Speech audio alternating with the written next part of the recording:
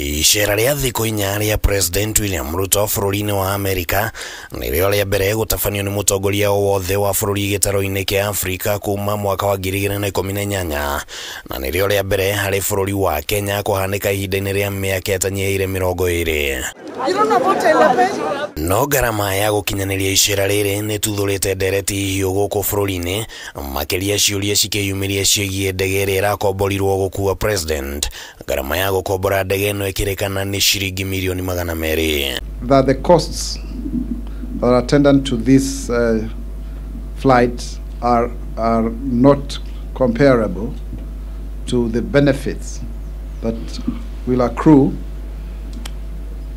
through this visit, or as a result of this visit. Remember, this is a state visit. It's not even an official visit. It's a state visit, very rare in American standards, and this is the highest honor that we can have.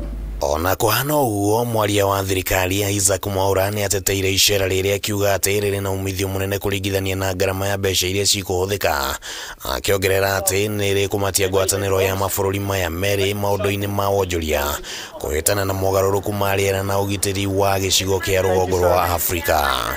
We as Kenyans appreciate and should appreciate that the benefits that we have already elucidated are going to help us in the long run.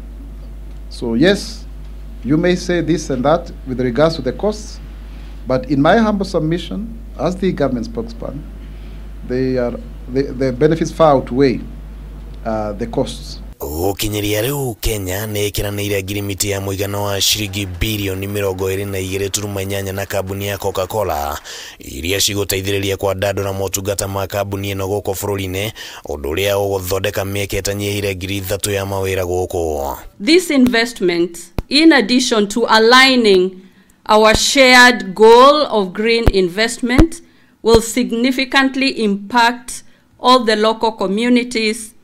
It will lead to a positive trickle-down effect in the value chain, translating into job creation and improved micro and macro economies. You can't sit in Nairobi and expect the world to come to you. You must go to the world. And when you go to the world, there's some cost, isn't it? Yeah, there's some cost.